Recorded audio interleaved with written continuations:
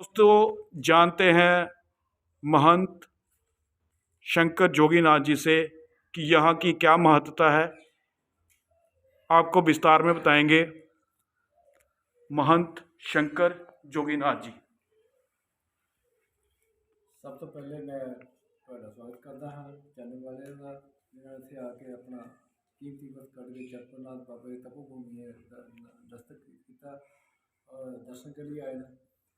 तो इसी जो बाबा चरपरनाथ का स्थान बहुत प्राचीन स्थान है जेरा कि गुरु पीर संत लोग अपने जो बताते आ रहे हैं लगभग 1600-1700 वर्ष ये पुराना स्थान है।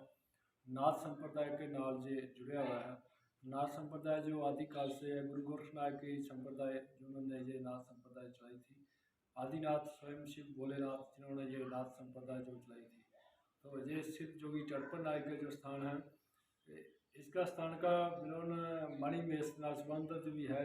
जो मणिमेश की यात्रा जो आज चल रही है तो सिद्ध बाबा चरपन जी के नाम पे जो सड़ी जाती है राधाष्टमी के दिन इसका प्रमाण है।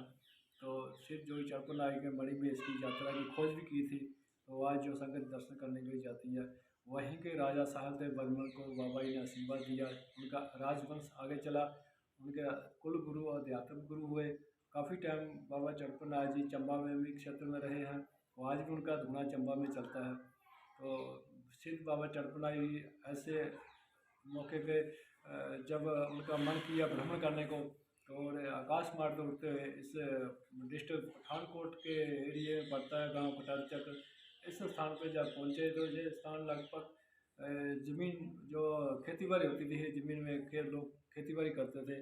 ऐसे उन्होंने ये जगह देखा खुला चुगान था। तो बाबा जी वहाँ अपनी धुनी लगा के बैठ जाते हैं। तो धुनी लगा के जो बैठ गए जो जिम्मेदार जो खेत के मालिक थे तो बाबा जी को आके कहने लगे बाबा जी हमारा खेत छोड़ तो आगे पीछे चले जाओ। तब बाबा जी के उनका ना बातों के मान क्या उनका ध्यान नहीं करते क्योंकि बाबा जी का ध्यान अपने भजन में लगा था। बाहर क्या हो रहा है क्या नहीं हो रहा उनको कोई ज्ञान नहीं था। तो इतने ध्यान में डूबे थे और बाबा जी को बार बार कहने पर उन लोगों ने परेशान किया। और दूसरे दिन बाबा जी को बोलने लगे अब बाबा पखंड कर रहे आंखें बंद करके बैठा हुआ है।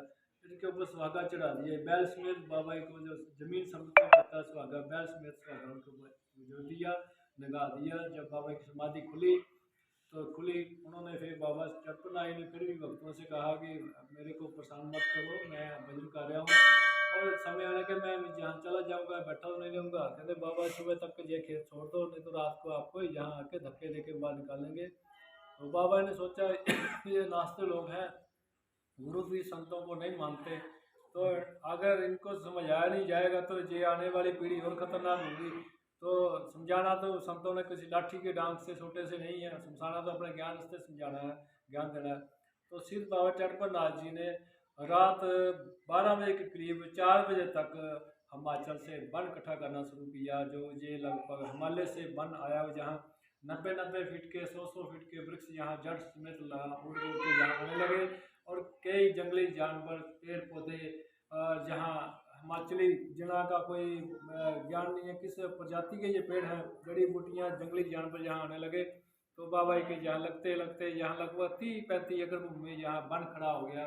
तो ये वन बाबा जी जब बना दिया था जो जिनके जिंदा लोग थे वो कहने लगे हमारे खेत में तो वन खेत की जगह वन लगा हुआ है। तो डर गए वो डरने के बाद वो बाबा के पास आए धुने में जो धुना आपने दर्शन किए होंगे जो धुना लगभग अखंड धुना 1600-1700 वर्ष चलता आ रहा है रात दिन 24 घंटे धुना चलता है।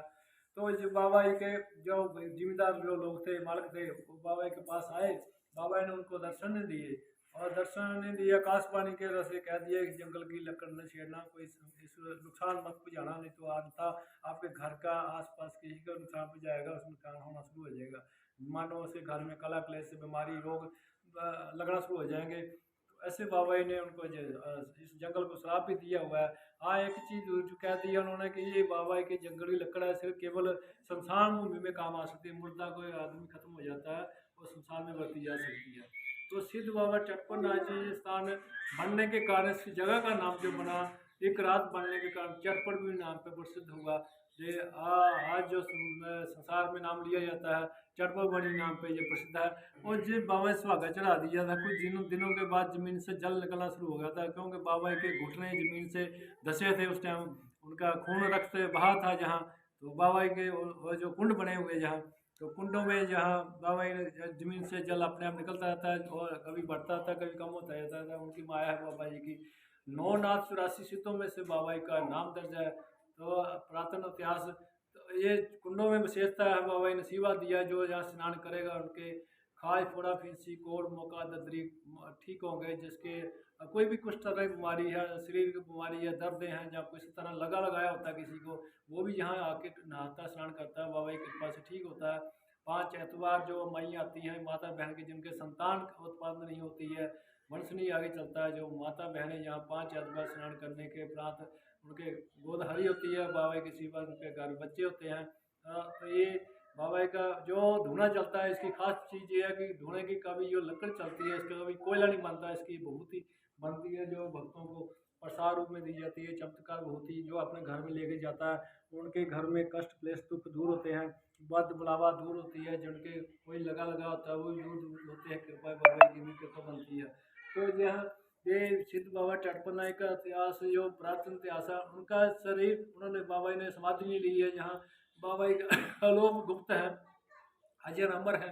तो आगे नाथ संप्रदाय की कितनी पीढ़ी यहाँ चल रही है, कितनी गति चल रही है, इनका कोई किसी को ज्ञान नहीं है, क्योंकि अनेक साधु यहाँ तप कर चुके हैं, तो बाबा के चरणों में सेवा कर चुके हैं। तो आज स्थिति जो इस समय चल रही है कि बाबा के जो जो भंडारा है, जहाँ बाबा जी का जहाँ मेला लगता है, शिवरात्रि का विशाल मेला जो लगता है, 3 दिवसीय मेला लगता है, बहुत हिंदुस्तान से काफ़ी दूर दराज से जहाँ संगत आती है। कई